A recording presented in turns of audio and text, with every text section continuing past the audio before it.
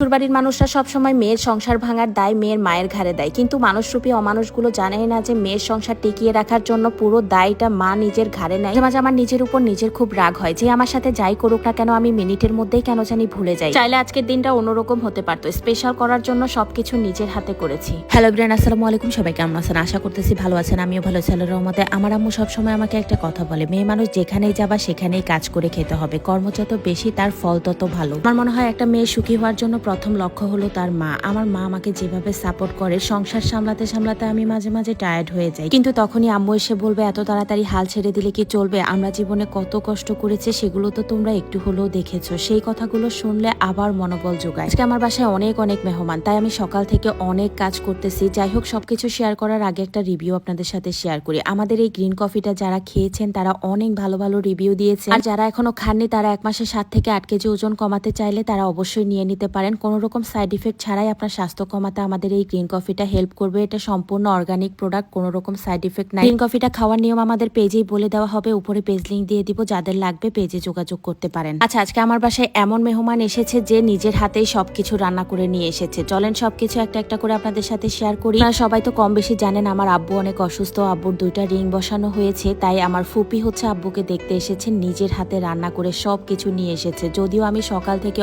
অনেক কিছু রান্না করেছি, তারপরও এখন ফুপির রান্নাগুলো দেখে আমি পুরো অবাক হয়ে গেছি। আমি জানতামই না যে ফুপি এত কিছু রান্না করে নিয়ে আসবে, কিন্তু ফুপির আইটেমগুলো দিয়েই মনে হচ্ছে আমার টেবিলে আর জায়গা হবে না। আমার আইটেমগুলো কিভাবে দিব একদমই বুঝতেছি না। ফুপি কই মাছ রান্না করছে, শিং মাছ, কাতল মাছ, মুরগির মাংস, গরুর মাংস, ডিম, খিচুড়ি, অনেক অনেক আইটেম। এখন দেখেন টেবিলের অবস্থা। আমিও সেম আইটেমগুলোই রান্না করেছি, যেহেতু বৃষ্টি হচ্ছে তাই আমি ভাবলাম আজকে খিচুড়ি রান্না করলে হয়তো সবাই মজা করে খাবে, কিন্তু দেখেন ফুপিও অনেকগুলো খিচুড়ি নিয়ে এসেছে। ফুপির খিচুড়িগুলো যদিও ডিফারেন্ট খিচুড়ি, মানে ফুপি অনেক রকমের ডাল দিয়ে অনেক মজার একটা খিচুড়ি রান্না করে। এই তো চিংড়ি মাছটাও আমি রান্না করেছি, লতি রান্না করেছি, তারপর গরুর মাংস, মুরগির মাংস, ফুপির মুরগির মাংস, আমার মুরগির মাংস, 2টা আইটেম হয়ে গেছে। তারপর আবার আমি ডিম করেছি, ফুপিও ডিম এনেছে, আবার বেগুন ভাজি করেছি। এই তো আমার মেহমান আসার কথা ছিল 5 থেকে 6 জন, কিন্তু আমার মেহমান হয়ে গেছে 15 জন। আলহামদুলিল্লাহ, ওই যে কথা আছে না, রিজিক যার যেখানে আছে সেখানে আল্লাহ যেভাবেই হোক নিয়ে যাবে এবং খাবারের ব্যবস্থা করেই দিবে। যাই হোক, খাবারটাও হচ্ছে সবকিছু ঠিকঠাক ভাবে হয়ে গেছে। দেখেন এবার সবাই রুমে বসে রেস্ট নিচ্ছে, আর এদিকে আমি একটু রেডি হয়ে নিচ্ছি, কারণ আজকে আমাদের একটা স্পেশাল দিনও আছে। যদিও আমি মেহমানদেরকে কিছুই বলিনি, লুকিয়ে লুকিয়ে একটা কেক নিয়ে এসেছি সবাই মিলে কাটার জন্য।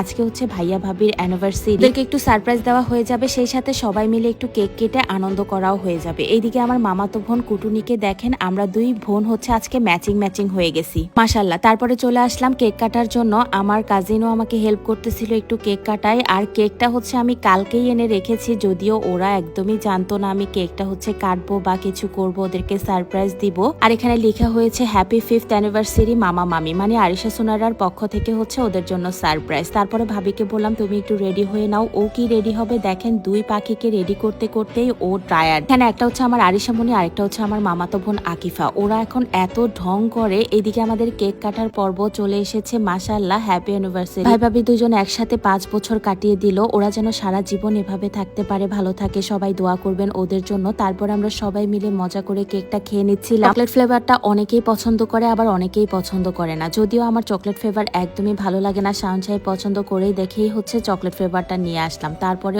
অলিদ হচ্ছে আমাকে একটু হেল্প করতেছিল। কাটার বেলায় আমি একদমই নার্ভাস থাকি, কারণ কেক আমি বরাবরের মতো একদমই কাটতে পারি না, মানে সাইজ মতো হয় না আমার, কিছু বড় হয়ে যায়, কিছু ছোট হয়ে যায়। তারপরে আমি বাসায় যারা আছে সবাইকে একটা একটা করে কেক দিয়ে দিচ্ছি। সবাই হচ্ছে কেক নিয়ে ভাই ভাবিকে উইশ করতেছিল।